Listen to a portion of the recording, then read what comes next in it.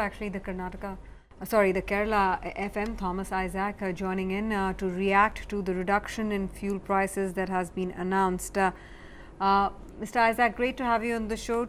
You have indeed reduced prices. By how much, sir? Not yet decided, announced. There is a by-election going on, therefore to be announced later. What we have decided is that central government is totally refusing to reduce the tax, and prices are rising. In fact, they increased the tax when the crude oil prices were falling. So they should do the opposite. They should be rightly reducing, calibrating the tax rate, excise duty downwards when the prices, world prices are for crude oil is rising. They are refusing to do that. What we have decided is that we will not avail of additional VAT duty, VAT revenue from the price increase engineered by the central government. That's to say, we will cap the revenue at some point, date we have announced later. From that moment onwards, whatever price increase takes place, we will not be collecting additional duty from that price increase.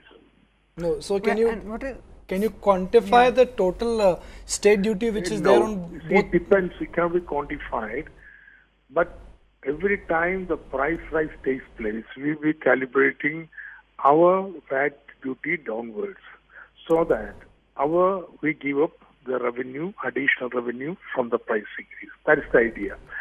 So we may decide to choose perhaps a date I first announced this policy about a few days back and freeze our prices at that level, our tax rate at that level.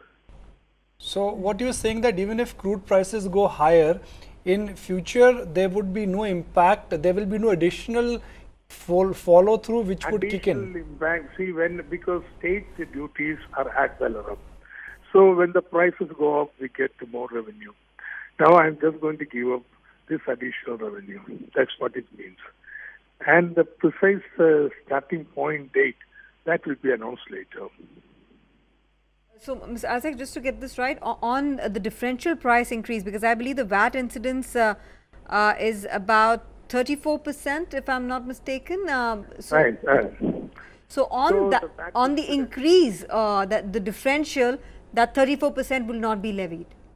Suppose the price increases, say, from 70, whatever, to 80 rupees, a 5 rupee increase. Now, we will calculate what is the additional tax revenue Kerala would be getting from this.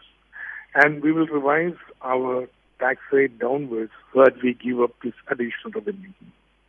Okay. A large part of the thought process over here, Mr. Isaac, is really about, this being a source of revenue collection. But you're taking a step forward where you're also keeping in mind the interest of the end consumer because prices are shooting through the roof. How would you then, the only follow-up that I have, make do for the revenue loss on account of foregoing this tax incidence? No, this is an additional revenue that we will be getting. So we don't lose anything from our budgeted outlay. That's okay. We can bear that loss. And pardon me because I want to just, I don't want to get this one wrong. What you're saying is that you actually would be freezing the prices, freezing the duty, which means you are actually not reducing the prices. You are freezing the duty. So if there's a future uptick in crude or if there is a future weakness in currency, it will not be passed on, right? I'll tell you. Suppose the price is 70 rupees per liter petrol. It increases to 80 rupees. So there is a 10 rupee price increase. Now we are collecting 34% tax on this 10 rupees also.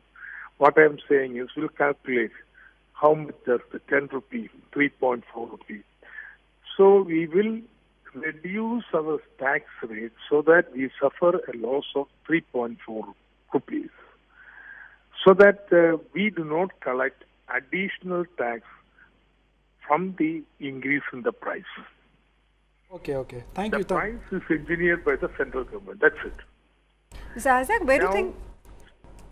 Yeah. No, we got that, sir. Where do you think things stand in terms of, you know, because I know you've been a big advocate of bringing fuel prices under GST.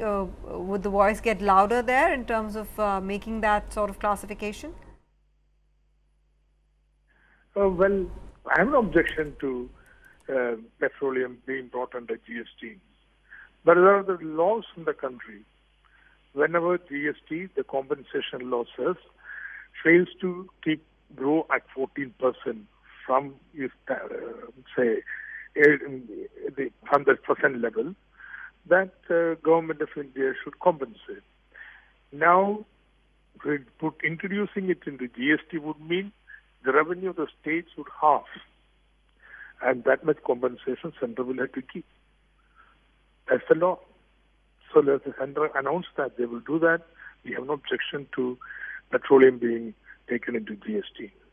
But you know, simple thing, who is responsible for this price increase? It's an increase in the excise duty. Let them reduce the excise duty and the issue is solved. Fair point. Okay. Thank you, Mr. Isaac, for answering all our queries, and thank you for patiently answering all our questions.